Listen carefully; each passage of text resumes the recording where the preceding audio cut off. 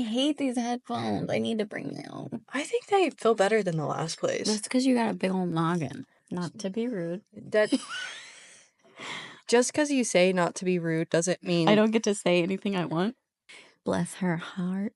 bless her soul. Bless her little heart. Bless her She got a soul. big head. She got a big head, so I call her big head. You are loud bitches. At least we're bitches. Adriana. Adriana. I like that. Guys, makes turn me off happy. your Who phones. is that? That's not me. It's definitely you.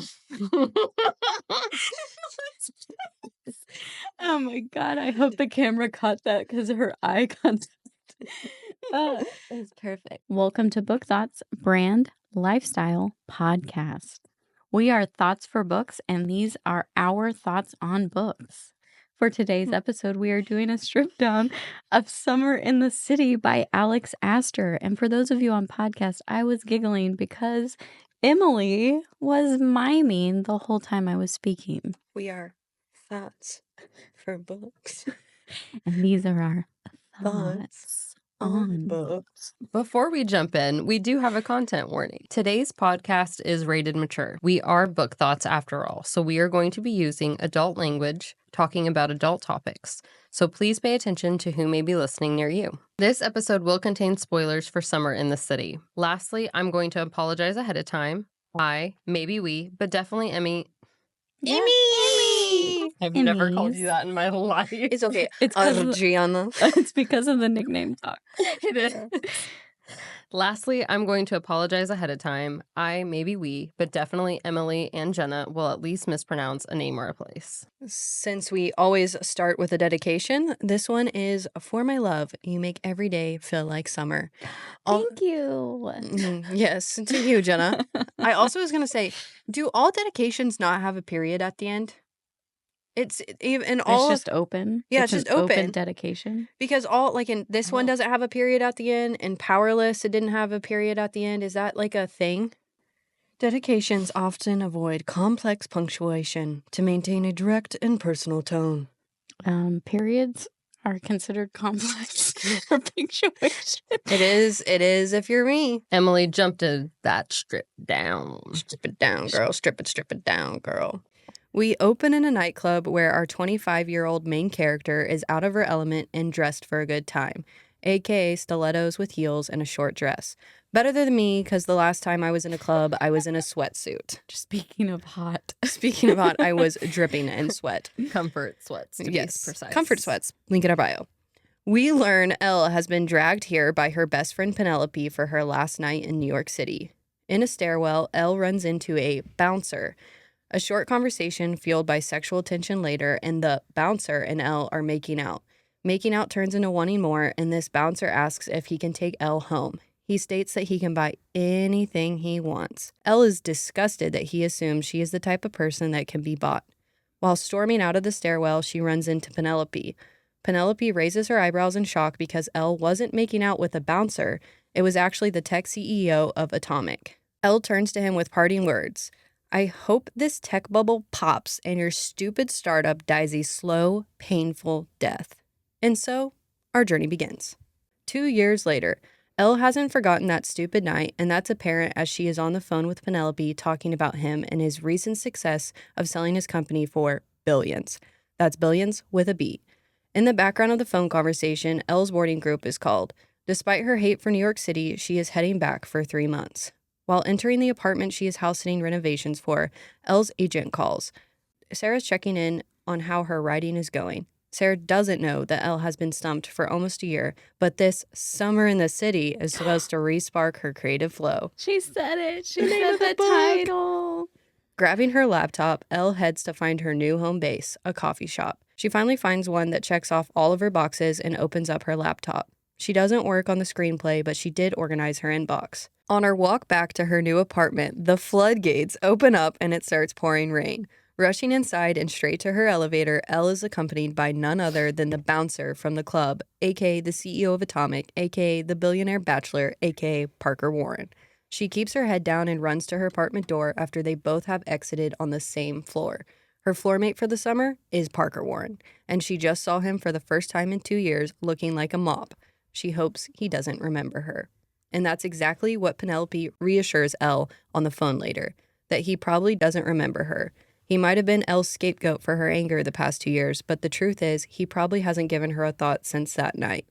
Elle ends her first day back in the city watching 90 Day Fiancé and eating a fried chicken sandwich. She still hasn't written. Elle awakes to a blaring fire alarm later that night. She grabs her computer and rushes out the door only to run into Parker Warren for a second time. They begin their 60-floor trek down the stairs, which almost kills her because she never works out. I would have taken my chances with the fire. A brief conversation and they exchange names, but before anything more can happen, the alarm shut off and she takes the first chance she can to ditch him. The next day, her hatred towards him is overflowing, and for the first time in a while, she writes.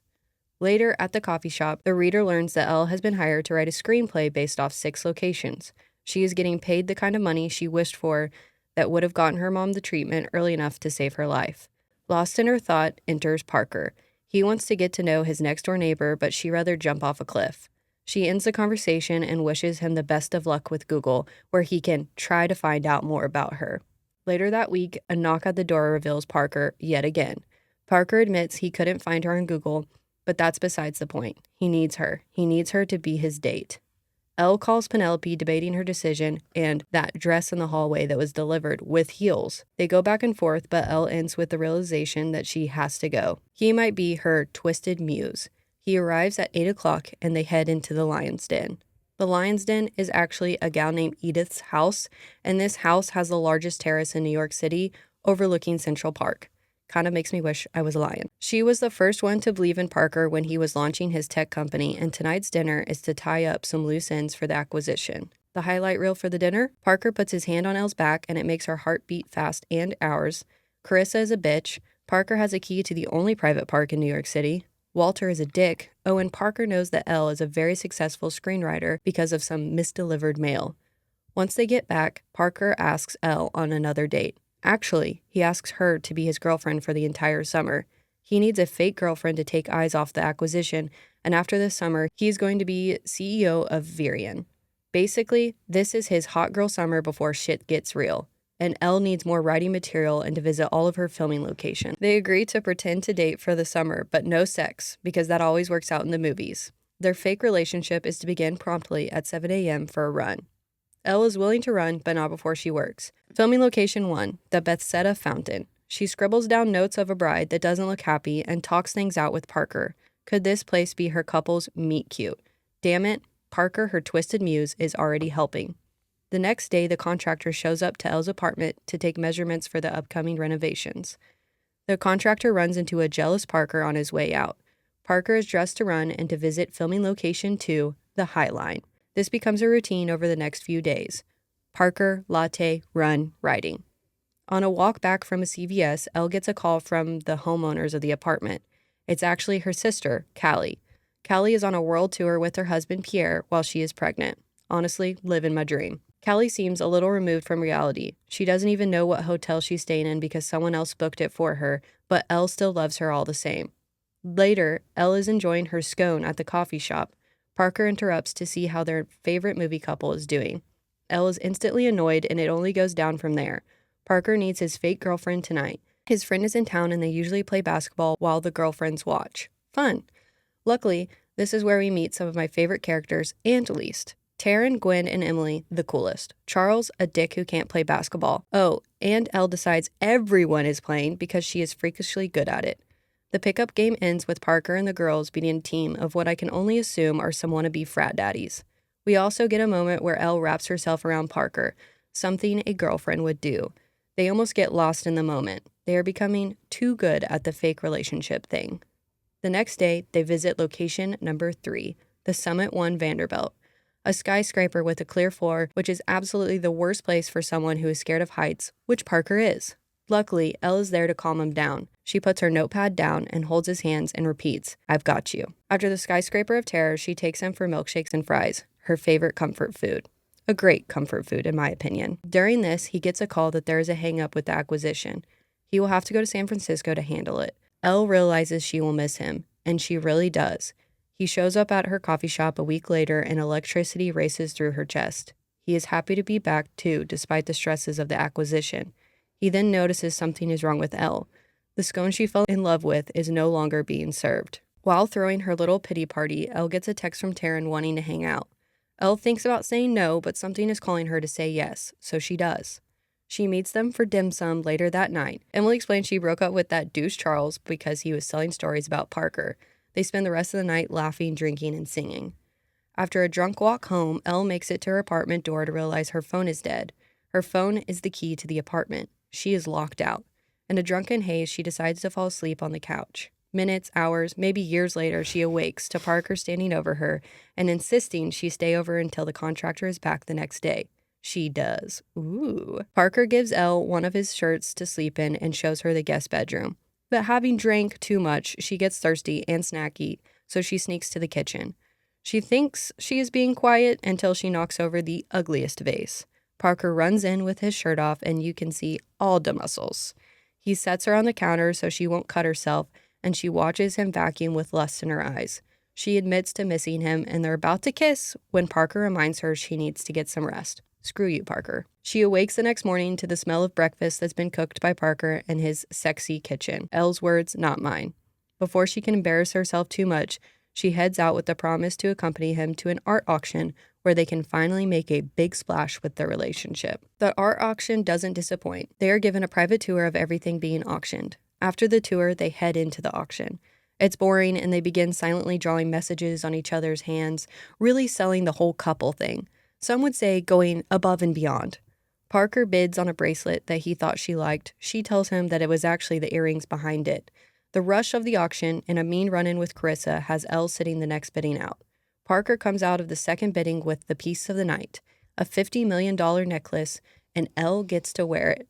She gets to wear it as they exit, marking their debut as a couple. And despite the pictures and shouts, it feels a little less scary with him looking at her and saying with his eyes, I got you. The moment ends abruptly when Elle realizes the expensive necklace is hiding the one that matters, her mother's. She asks Parker to take off the expensive necklace and then takes her anger out on him, saying she could never be with someone like him because his money would overshadow her. He hands her the earrings she wanted and reminds her that it's a good thing their relationship is fake. On the car ride home from the auction, they are stuck in traffic and Elle reminisces about her mom helping her accomplish her dream of becoming a screenplay writer. Lost in these thoughts, she decides she needs to get out of the car and walk instead. Parker follows her and they walk back to the apartment, getting caught in a downpour. And the rain isn't the only thing pouring out. So is Elle's emotions. She claims the only thing Parker cares about is money. He disagrees. Then she finally brings up how he didn't even remember her from 2 years ago. But he did. He remembers so much that he repeats all the moves from their steamy session from that night. Then he leaves with the words, I remember everything. The next day, after a long phone call to talk everything out with Penelope, Elle still goes with Parker to location number 4, the cloisters. They eye the oddities of this place, and she gets inspiration for her writing. On the way out, Parker suggests they should walk the length of Manhattan for their goal for the end of summer. Despite their morning runs, Elle doesn't think she can do this, but he does. He believes that she can do it. I have the feeling he believes she can do anything. The next day, she is writing in her favorite coffee shop and on cloud 9 because her favorite scone is back. But this abruptly ends when she finds out that Parker bought the coffee chain just to bring it back. She reminds him of their first meeting with the words, "You can't buy me, Parker." I would be excited, but okay. He shows up later with pizza, apologies, and scripts. Elle and Parker spend the night on the floor watching movies. She falls asleep in his lap. It seems like she is forgiving him, right? Right? She awakes the next day with an extra pep in her step. She lets Parker know that one of the arguments the couple has in her screenplay is who has the best pizza in New York City. Elle tells Parker that she wants to go on a food tour to find the best pizza. During the pizza tour, they have several meaningful conversations. The highlight reel?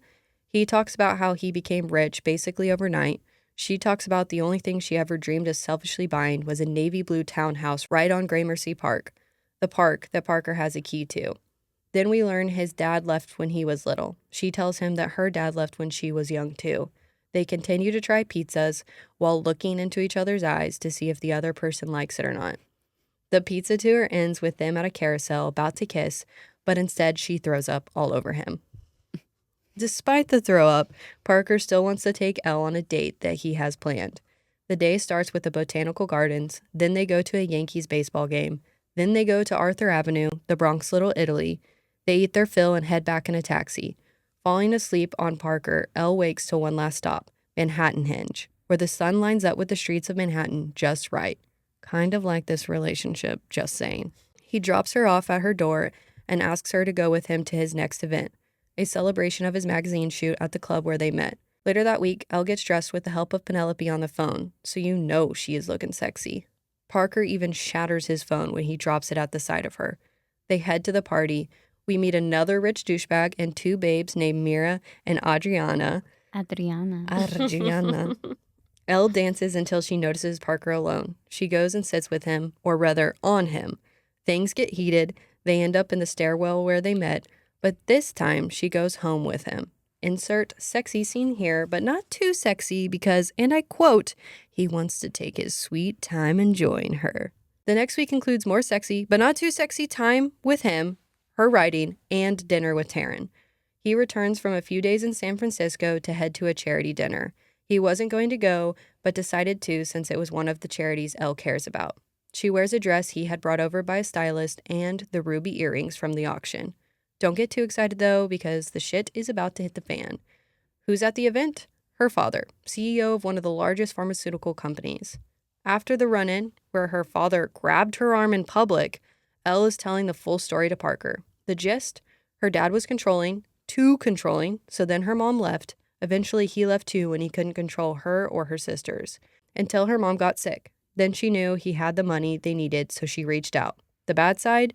She reconnected Callie, her sister, to her dad, and her sister was willing to have a relationship with him. And it changed Callie. This was Elle's biggest regret. The conversation ends with letting Parker know that her real name is just Elle. The next few days would have usually sent Elle in a spiral, but instead Parker keeps her grounded. He's in San Francisco, but comes back early, and they volunteer together to plant trees. Afterwards, he takes her to the private park she has dreamed of going to. They kiss until she can't remember a reason why this pretending can't become a reality. Now, buckle up, people. We have the beginning of the end. Elle wakes up the next day to the news that her identity has been leaked. Her biggest fear. She pushes Parker away, but luckily she has Penelope, Taryn, Gwen, and Emily. Penelope offers to watch the renovations while Elle goes to Taryn's place to stay for a bit.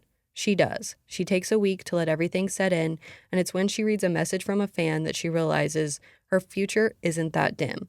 Once back into her sister's apartment, Elle answers the phone to the news that her sister is going into labor. She panics, but Parker is there, breaking in and offering his far from eco-friendly private jet so she can make it to the birth. She makes it and then spends some time with her sister, healing old wounds and realizing that just maybe her sister had a different life and dreams than Elle. Before parting ways with her sister, Parker convinces her to go to the last location on her list, Paris. It works, and the next thing you know, she is arriving at his Paris home. Of course, their trip includes cafes and museums, but it ends with a private dinner in the Eiffel Tower because despite Elle's constant reminder in this book, let's not forget he is rich. After the dinner, they go back to his Paris home and have sex everywhere. The bed, the chair, even the stairs. A few days later, they get back to New York City, and Elle is sadly still in denial about her love for Parker. She spends the next few days preparing to leave, back for LA. Parker shows up ready to do what they promised. They walk the length of Manhattan. They end the day with sexy time, and Elle ends it in denial.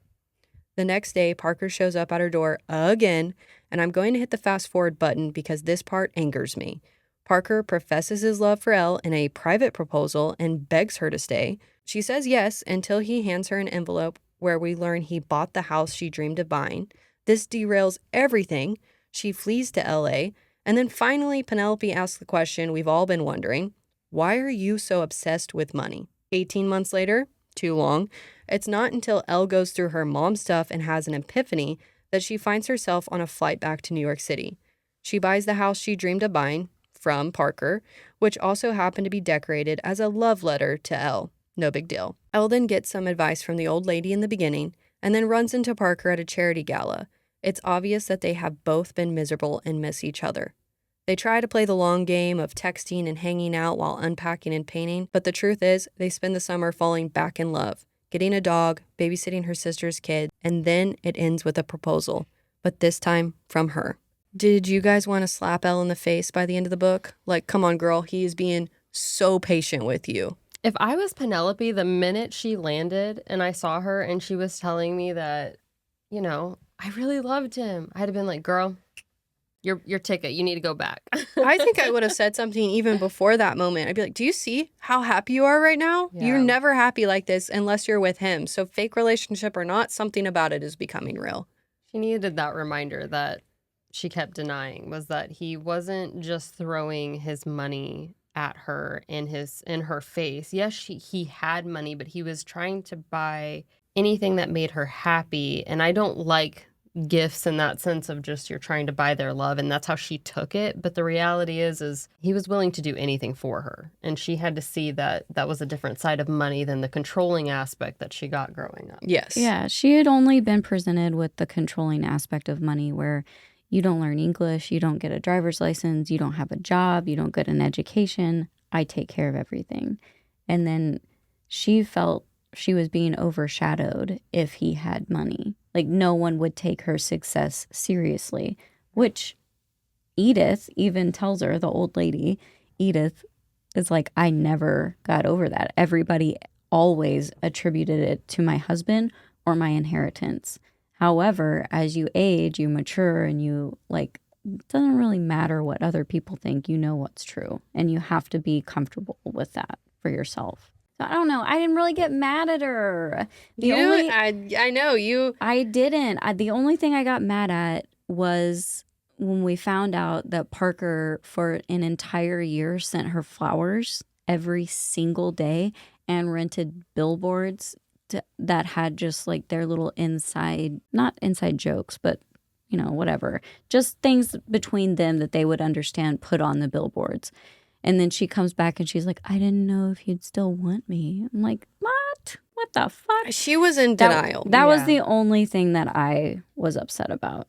I do think the 18 months later chapter, though, of them falling back in love and her seeing the house finally for the first time when she's walking through it.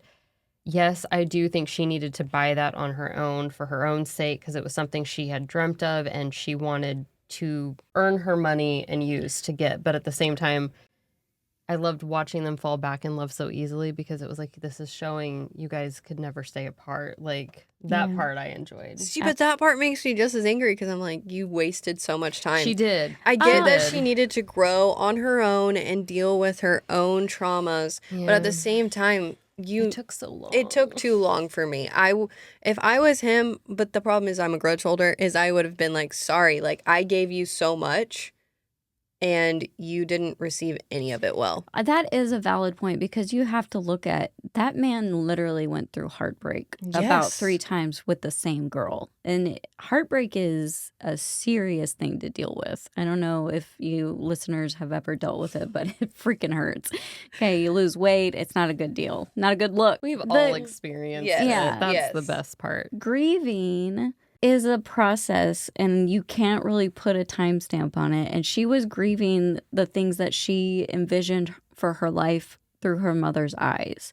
She was grieving the loss of that, and that she wasn't going to be able to fulfill what she had pictured doing for her mom and like in her mom's memory. And it took reading her mother's words to like snap her out of that. I don't know. What do you want to call it? What Trance? Yeah. Yeah. Trance. He never gave her a reason other than when they first met in a stairwell, which he points out, you judged me just as much as I judged you, that he was going to use his money in a negative way towards her. I know that like she had this like understanding that money can only be in a negative way, but that just drove me crazy. But also, I guess I'm not saying I fall in love with money, but if a man buys me a coffee shop, we're going to the ring store after. I would be down for that. I mean, I don't know. He didn't come from money. So he was using it. I don't know. I don't fault him for how he uses money. And I just think that And you don't fault her either. it was just like about growth, and the way that she dealt with things wasn't the greatest, but she is a human. Yeah. One thing I love about this book is that it's set in New York City, which is my absolute favorite place in the world. You either love it or you hate it, I feel like. There's usually not an in-between. I am on the spectrum of love. I could go there. I could live there. I truly believe that. And so I wanted to ask you guys, where would be your dream book be set? like a place that you'd be like, I love the setting if it was in this place, in the mountains, at a castle, in the forest, in a cottage? Mine, New York City would be one. I knew every single place on that list except how to pronounce it. But I've been to every place that they mentioned, so it was exciting. That was very fun for me because I'm not sure I've ever read a book that's set in a real place that I've actually been and could be like, oh, I know what they're talking about. Like, Yeah. I did that and all of that stuff. So that was very cool. And I don't have any place that I've been that maybe like the mountains in Colorado. Yeah. That would be a beautiful setting that I could picture as well. Yeah. Get all those stops in your mind. Mhm. But New York is not one of my favorite places, especially since they were talking about doing it in the summer heat of New York, their runs, and he would bring her a latte before the run. Like, I was like, how are you living? Like, I would have vomited like, you walk out in the street and smell all of that nasty city smell after drinking a milky latte. It never says it's ice. It's got to be hot. You're drinking a hot latte and going out in yoga pants to run. Like, I would have been vomiting I didn't even everywhere. think about that, how it doesn't say it's iced or anything. It just says latte, and that means, yeah, it does mean it's hot. But I can't, I mean, I am the person that before I exercise, I have to have basically an empty stomach with only water. Or chicken noodle soup. I can't, anything even remotely greasy or heavy.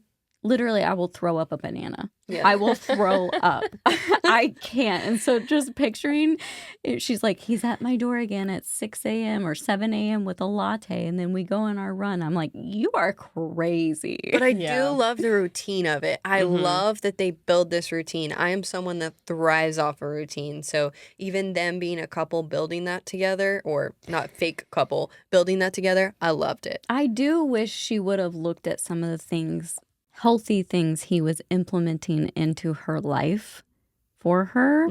I mean, I don't know if you want to say for her, but like with her. Yes. Like, he realized she didn't exercise, and so he started taking her on his runs and getting her outside. He knew she was a writer, and most of her time she spent inside. So then they go to all these places and spend all their time outside.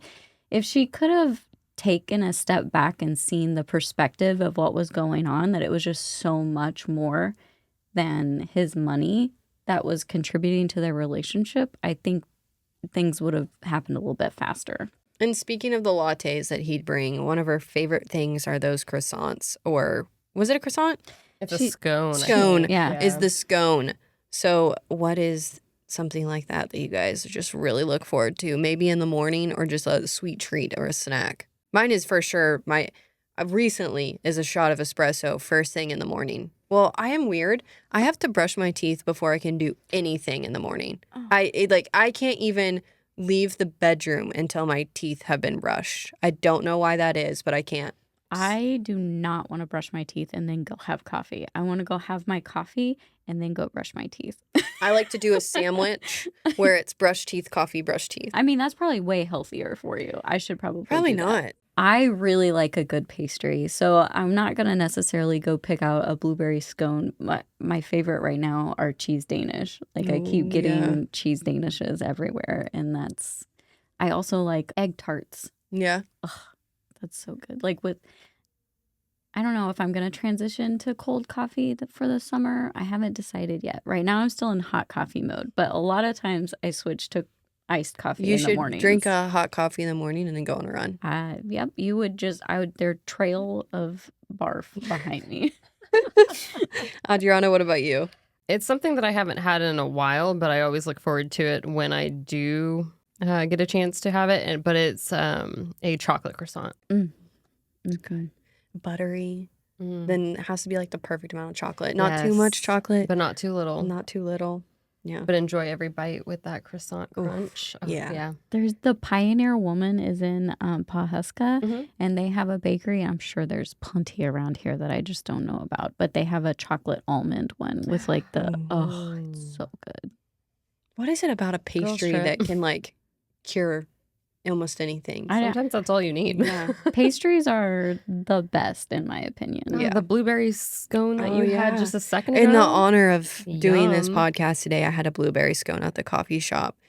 And I've been on a blueberry scone journey because of this book. I had one the other day. So maybe that's my new sweet treat. If your hubby was rich, what is a gift you would want to be spoiled by? Me go first? Yeah, you go first. I mean, obviously, I want to travel the world. Yeah, like, say, but I want to most stay have in to the be related to travel. Yeah, I want to stay in the finest hotels. I want to eat just food that I would never think in my life that I'd get to experience. Probably a steak every other night. That's really heart healthy. I don't know. It would just be traveling to any place I want. But I would need to have a job that I could travel with. I think if I only traveled and didn't have meaningful work, I might go crazy. You are not Callie. You are not Callie in this No, book. I am making let me be clear. I am making the itineraries. I'm deciding where we're going to go, where we're going to eat, and I'm researching everything. That's part of the fun for me. Making an itinerary is an absolute blast. The fact that Callie broke her phone and then didn't have a way to contact anybody, that was wild to me. I mean, yeah, she's with her husband, but like she's pregnant. I would have had anxiety attack after anxiety attack. How much her assistant hates that Elle calls like every 5 seconds practically just because she is worried about her. Also, Callie is pregnant. So like that is another thing that she's like, I do not want your phone to be off and something happen and I'm not made aware of it. Yeah. Around the world, you don't even know where she that was a lot for me. So what do you guys want? The question. What was the question? The question is like, what would you want to be spoiled with if your husband was rich? Take me traveling. I want to see all the places that I haven't got to experience yet or that I wouldn't be able to because of lack of money. Oh, he's rich, right, in this scenario. So I'm also a townhome in New York City, please. Or that's just you. The one with the key to the park. No, I don't even need the key to the park. I just want a home in New York City. It doesn't even have to be a big home. 4 bedrooms minimum. Kitchen. Doesn't have to be big. I need 8 bathrooms, please. Oh, yeah. Lots of bathrooms. Bathrooms are more important than bedrooms. Honestly, I'm a firm believer in that. I grew up with a 1 bathroom house and it was just 4 of us, but it was still chaotic. Yeah. Yeah, I would say probably trying any kind of food I want, which would include traveling. Yeah. Because I'm a That'd foodie cool. person and just getting to try anything with like the perfect pairing of whatever the chef. Yes, that would be Speaking great. of the perfect pairing, I saw on Instagram this couple that's on a Bravo TV show, and they tried chicken tendies from McDonald's with creme fraiche and caviar. I mean, I kind of want to try it. We're gonna try it.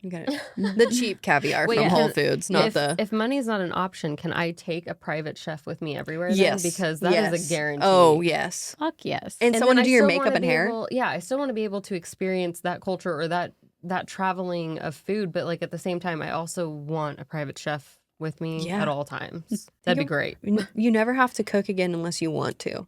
Oh, and I like cooking with my hubby though. A stylist would be nice. Yes. So they pick out my clothes, but also I'm very picky and I might have to do it. Never mind. Scratch Cancel the stylist. See, but you love to cook with your husband. I do. You could source all of the ingredients that you ever wanted. You could hire a private chef to help coach you guys cook if you wanted. Or if you have a date night plan to cook together, but you're too tired, you just say, hey, get Bob, the private chef, in here. I think that we're would be gonna my do it on thing. the stairs while you fix it. Yeah. That's one of my questions is just, they do it on the stairs?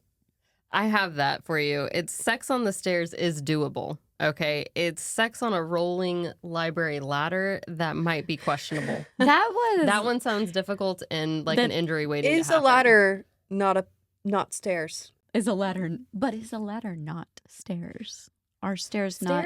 I'm thinking what are more stairs concrete, but not a ladder? What are stairs but if not a permanent ladder? No, I don't need the ladder moving while I'm trying to get it on. Hopefully the wheels had locks. I guess they could have been standing up on the stairs, but I don't think they were. There are ways to do the deed on stairs. There's a way to have fun at a period. I honestly think it would be not that difficult to be on stairs, although I am short, so it might help me out. Listen, there are some moves, but I'm telling you, the ladder is what makes me nervous. They could have literally just been up against the wall on the stairwell. Stairs. Yeah. Like it wouldn't have been. You don't have to get super imaginative. And it also doesn't say what type of stairs. Are they wooden stairs, marble? It's a spiral staircase. Oh my God, it's getting worse. It's a spiral staircase. They're up on the ledge. Things are happening. Wooden. I just picture like You know how steps are. I do. I've been on a few. I picture it just like hitting your back. I don't know why. Someone's that's getting. because you're only thinking about laying on it. Yeah, I know. I get. That's the only way. I You guess. need your imagination. Oh my God, Emily, no. Well, I can only picture it that way. no, that would hurt really bad. So you see my dilemma. Yeah, I'm not using it like a ramp because What is not stairs, but if a ramp. Okay, did anyone else feel like the contractor was going to try to kill her? Because I thought it was alluding to specifics about him, because I was like, he's going to try to kidnap her or something. He's not on a good but side. he thought she was the serial killer. I thought That's what he I thought was, like- hilarious. I thought he was so thoughtful, and it reminded me of my husband who, like, he'll go on runs, and he's like, if there's a woman runner and I'm passing her, I always go on the other side so she feels comfortable. And the fact that the contractor brought a doorstop to leave the door open so Yes. that the woman or whoever is in the apartment would feel comfortable, like they're not being locked in. Well, I was going Yeah. to add to that statement that I think I only feel like he was maybe potentially going to kill her. One, because she kept talking about the crime podcast. But two, because I think I've been reading too many books where there's like gotta be a life or death situation. I think maybe fantasy has skewed your view. I'm like, he's going to kill her. He's going to kill her with the ladder. When they're on the Tower of Terror, the building, the skyscraper for Parker, that he's scared of heights, he holds hands with her, or she holds hands with him, and she walks him through that fear. Have you ever had a moment in your life where someone walked you through a fear, or that you overcame a fear? And if so, do you feel like sharing? My first one is I am also afraid of heights. I I get completely immobilized. So I have been talked out of like through that, kind of like she did with Parker. A different maybe scenario, but the same exact thing. And then second was my first time swimming in the ocean. I was absolutely terrified. I do not like that you can see the beautiful fish around you and get distracted, because that was what saved me. It was the looking further and it just being black and not being able to see what could potentially just come up all of a sudden. And so having to be coaxed through that was life-changing. Yeah. Because now I want to go back. But I was deathly terrified of the ocean at first. I thought, oh no, I'm just getting in, like knees deep. That's it. It's kind of cool that, like, because a couple episodes back you said that the ocean and the beach is one of your now my safe. calming, Yeah, you overcame a fear, and now what was one of your biggest fears is a place of calming. Yeah. That's so cool. Yeah, I still respect the ocean because it is still very fearful for me, just knowing that is not my natural habitat of what actually lurks down there. And that we don't know a lot about what's still below there. There's still so much of it. But it's just one of those fears that you overcome, and it turned into a beautiful memory. It turned into something that, like, I can't wait to experience again. And I was able to have my loved ones help me through that fear. And so now I want to do that for someone else. Like, I thought that was just wonderful. I have a really big thing about sensory issues. And one time my husband and I sanded our floors. They were wood and we restored them all on our own, and we sanded for hours and hours. Well, my hands, one of them, I used my right hand, and one of them felt much different than my other one. And when they got wet, the feeling was like amplified so much. And I started having a major panic attack when that happened. And Garrett had to like calm me down and make me breathe, because I was like, I wanted to get out of my skin. Just the texture of the sanding material? No, it was my hands, my own skin, Oh. because one of them had been sanded so much because I used my right hand more, Yeah. and the other one hadn't had as much on it. So it's And just, you can't get out of your own skin. I couldn't, man, my brain was not working. So it's not really, I don't know if it was like super fearful, but it was a panic attack, like Yeah. a legitimate one. That I mean, he had that's basically what he's having, because she has to walk him through it. yeah. Yeah. It's also happened when I tried to play video games. When you go do a raid boss and there's other people and you have to contribute. I couldn't do it. I had to leave. I didn't want other people counting on me, and I had to leave. What is that game where they call you sus? The Among Us Oh, or whatever? yeah. That one I can't get through because I'm like, I'm the one. I can't do it. I'm the one. Mine was Destiny 2, my first raid battle, and somebody said something, and I was like, I have to get off now. In my life where I'm at, I have a little bit of PTSD with feeling sick. So I think when I get nauseous, Jordan can help me kind of calm myself down by getting me water or rubbing my back or letting me take a moment to get back to a level place to know that when your stomach hurts, it's not the end of the world. Yes. You know how Elle can't picture books? She Mhm. just reads them as words. Mhm. Mine is the opposite. I wish I could put my brain on a projector for you guys so you could see the worlds that I imagine. And I think that's why I like fantasy so much. The more I read it is because I am so imaginative. It's like over the opposite of what she says. So I wanted to know how your guys' mind works. Do you picture? And when you read dialect, do you picture voices too? I do to an extent, but I do scenery is more. I think that's why I love maps. I love like the world that can be created in fantasy.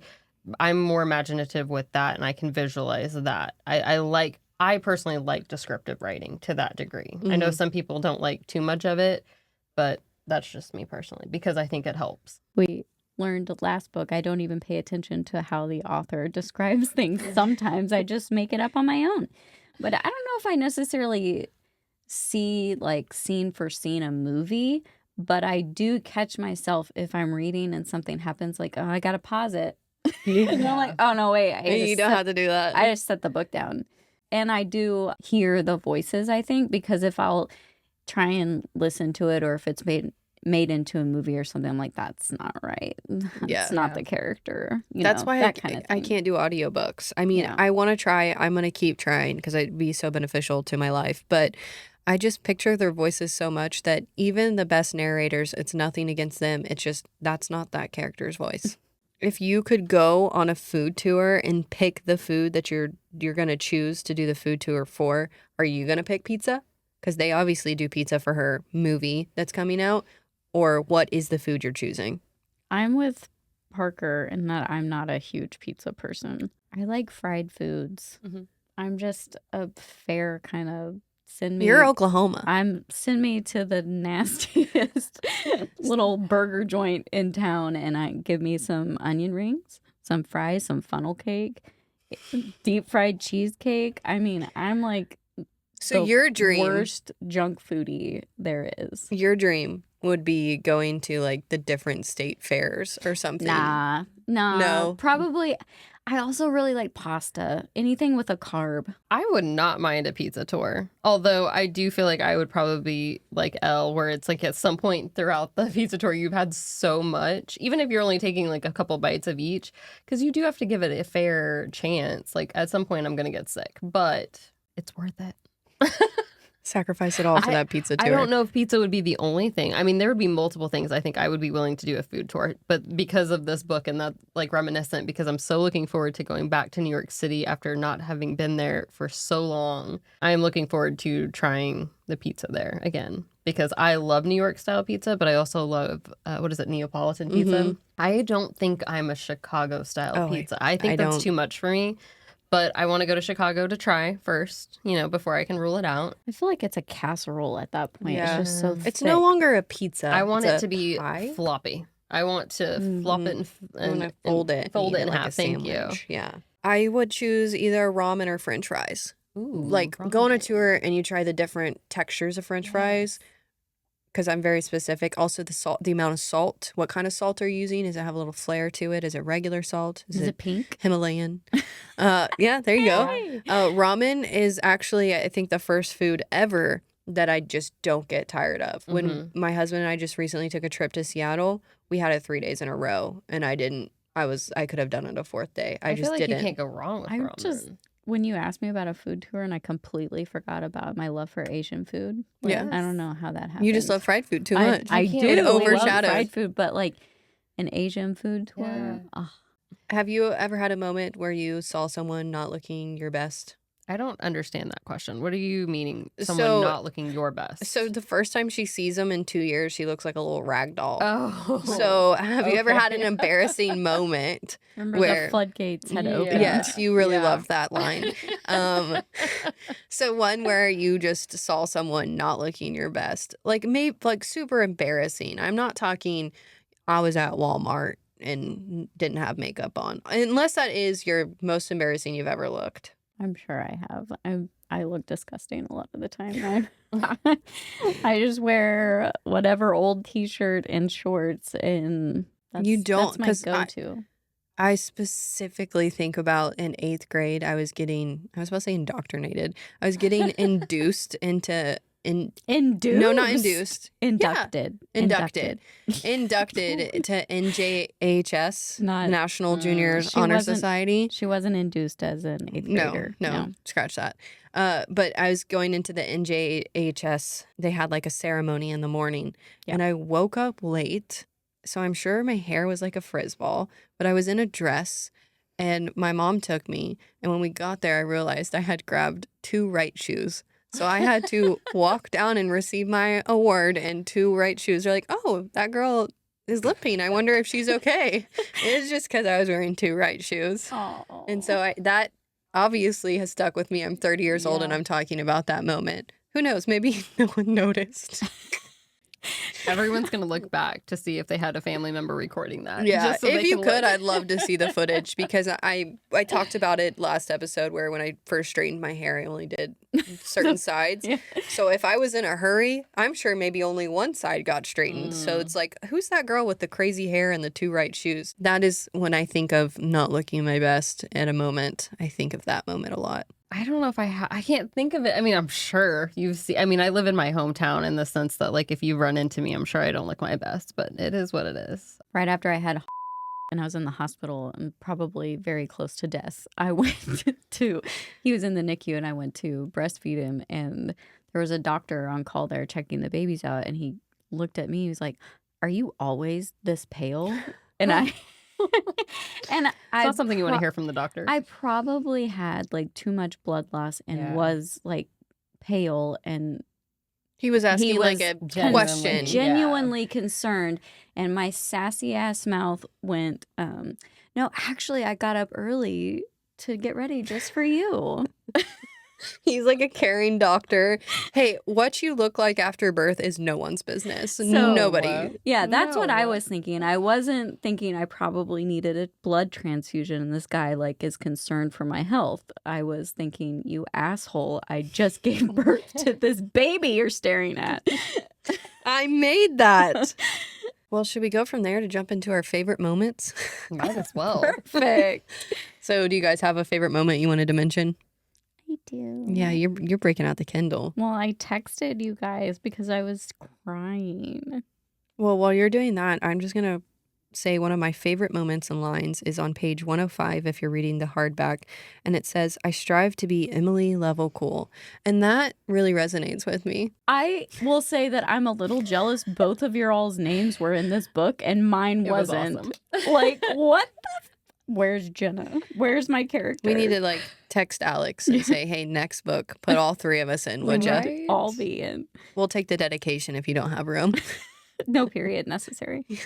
I have a few things, but like I don't want to steal anything from Jenna because I do love the found friendship. But I did love that he bought the coffee chains just to be able to bring back her favorite blueberry scone, to reserve her favorite table, to learn how to even make her favorite coffee and bring it to her every morning. I also liked the moments of them going on the run because he did want to help her get her cardio up, because that moment of her running down those stairs when the fire alarm is going off was hilarious to me. Does remind me of our favorite quote in Anyone But You, and she's like, "Yeah, you're hot girl fit. You're not Yeah. even like really." You're not even real fit. You're just hot girl fit. I think one of the quotes that I did enjoy, and it's towards the end, it's page 291, is, "I didn't fall in love with a version of you, Elle. I fell in love with every you." And I thought that was a huge moment that she needed to hear, because he was willing to go through and do so much with her to help her out of her comfort zone and to experience and to help her get back into her writing groove and just to get to know her.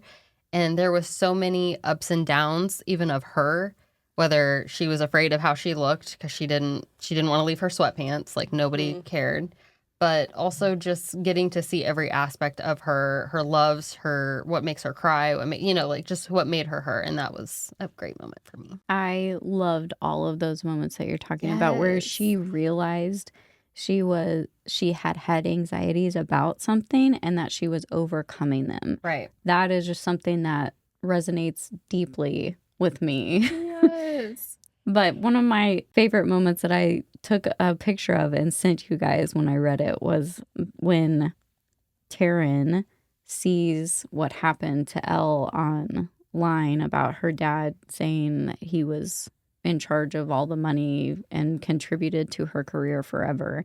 She said, I have a takeout order placed and Gwen and Emily are on standby. Can we come over?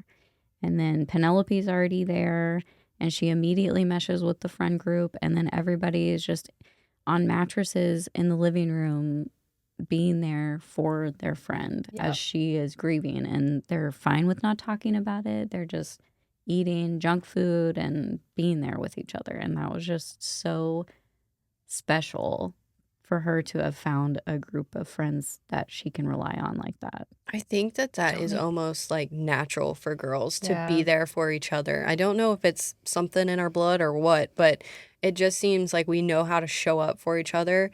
I think back to like when you get sick or you just have a baby or something. If you have a guy come over, they'll be there to chat with you, but they won't necessarily realize, oh, the dishes in the sink need to be done, or, you know, the clothes need to be folded. But if you have like a mom or a woman come over without even asking, they're doing all the things that need to be done. Or if you're the person that likes to be asked, they're like, hey, what would make you feel better mentally? Right. And we just know how to show up for each other. Don't make Girl me power. emotional. Oh, Girl power. Nope. Okay. Wait. Sorry. Just didn't show up for me there. That's fine. I tried. It was too late. It's too late. I missed it. Two things that I loved. It's page 2 of 5. It says, none of the women... Me too. Oh, do you want to say it? No. Okay.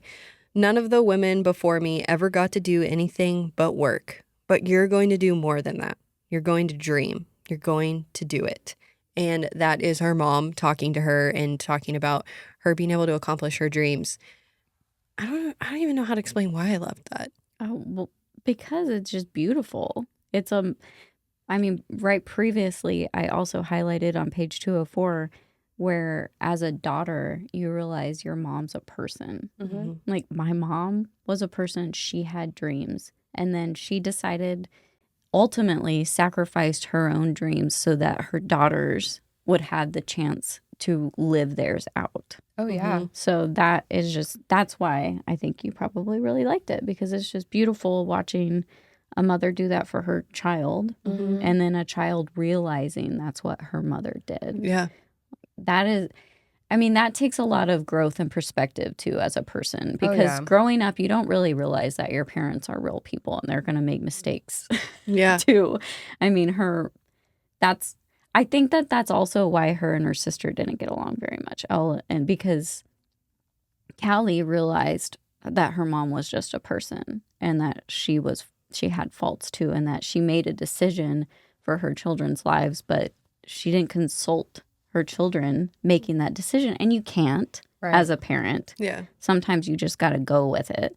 But it wasn't right for Callie. What was right for Elle wasn't right for Callie. And that's why Callie resented her mother, because she felt like she only made decisions with Callie in mind and not with her. True. So, I think that's such a beautiful line as well, because I think coming from two immigrant families, like she even mentioned her parents came to the States too. And so you see the struggle, you see the sacrifice and everything they're trying to do for you to have a better life. And you don't take that for granted. You don't. You see that in everything that they do, everything that they give you, everything that love speaks volumes, and it continues generationally down. one of my favorite lines that I have highlighted that's funny is, I hold grudges like security blankets. It means me. Big grudge holder. Big grudge holder. Oh my gosh. And then another one that I think really pertains to a lot of what people are struggling with right now with social media being so big is that the internet isn't real. What's real is us. That's what the book says. The internet isn't real. What's real is us. And I just thought that was pretty cool to slide in a little contemporary rom-com romance. There was some real deep things in this book for me. So Not every it. day can your boyfriend buy you a coffee shop because you like a scone.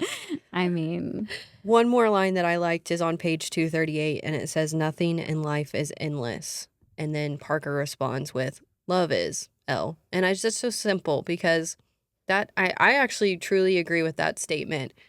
When you lose someone or someone passes away, the only thing left that's real and tangible is that love you had for them. It just changes in maybe the vessel that it was. So it's no longer the person, but maybe the things you did together or the memories that you have. So I really enjoyed that line. I also like, do all books have maps, he asks? No, I say, only the best ones. As someone who never looks at the map, though, I guess I can't strongly agree with that, but I do agree with, I do love, I love a book that has a map. I don't know if I love a map. I was gonna say it's tabbed in my I saw and thought of you so. instantly. Did anyone want to say their least favorite moments? Obviously, mine's the father, and he grabs her arm. I would have punched him right in the face. I mean, I think Parker was about to, but that was one of my favorite things is that he stepped back and let her handle her own situation because she's a grown-ass woman. She can do it. Yeah. But then the fact that I just got mad at Elle. Oh no, what made you out? Mad. Because she once again equates everything to the money deal, and then she's not like taking all of those moments and like realizing he's much bigger than his money. I was like, who are you, Rumpelstiltskin? That was hilarious. She's so sassy. And yeah. It's then great. he like corrected me too, which was funny. And then she's like, is that true? yeah, Yeah. which it is. Now I'm going to jump into the spotlight. We got a quick one today. So this book is becoming a movie where Alex is going to be the executive producer. So I feel like that's good news. I love when the author is a part of it because for the reader, it usually means that it's going to stick pretty true to the book. I'm also excited because it's set in New York City, which is, like I've said several times, my favorite place in the world. So I am stoked because this is, I think, going to be such a cute story on screen. And I can't wait till casting comes out to see who they pick. Obviously, the guy, if he has to have green eyes and be super tall. Yeah, he has to look like a Parker. Yeah, I mean, he has to. That's the hard part. I don't know if I picture, not Alex. I don't know if I picture Elle so much. I don't know if I have a strong character in mind for her. I don't. You don't. Don't look at me. I was just looking to see if anyone else did. Although I forgot to mention. Well, did you say what other two movies that you felt like were in here there were quotes that reminded you of those movies? Oh, some of the ones that I like was the jewelry scene, and I thought of Sweet Home Alabama, and then the other one was How to Lose a Guy in 10 Days. Yeah, when she walks out with the diamonds. Yes. Okay. But, both of those. yes. I also had those thoughts at those scenes as well. And then my one that I actually realized while I was reading it was when she throws up on him on the carousel. And I was like, that's exactly like in Legally Blonde when Paulette breaks the UPS guy's nose. Oh, and yeah. I was like, don't worry. I had a girlfriend throw up on a guy at a rush party once. Going back to How to Lose a Guy in 10 Days, it never ceases to just fill me with wonder when she goes to that event with like a thrown up bun and like zero makeup. It's like this big jewelry, the ice. That dress has been on I want to wear that specific dress to an event and look just like Andy Anderson forever. What a name too, Andy Anderson. Yeah. Feels like home to me. I love that song because of that movie. The shower scene. And the song's playing in the background. Yes. So something that like I enjoyed that Alex brought forth in her book that just made me happy was that the level of patience she was showing with Parker through Elle having kind of the traumatic time of dealing with the fame. I mean, even she wants to be anonymous for so much of it. And something I wrote down was so patient with her, even though she only pushes him away, reminds me of another favorite book of mine, and it's The Spanish Love Deception by Elena Armas. So if you have not read that. But yes, if you like this book, I think you will also like that one. All right, now let's wrap it up. I'm going to do that one do more that time. again, please. Now let's wrap it up. Thank you so much for listening to this week's episode. Next episode, we have our author interview with Alex Pope, author of Breakfast Wine, her debut memoir. Be sure to follow us on all of our socials. Tune in every Friday on YouTube or wherever you get your podcasts for a new episode of Book Thoughts.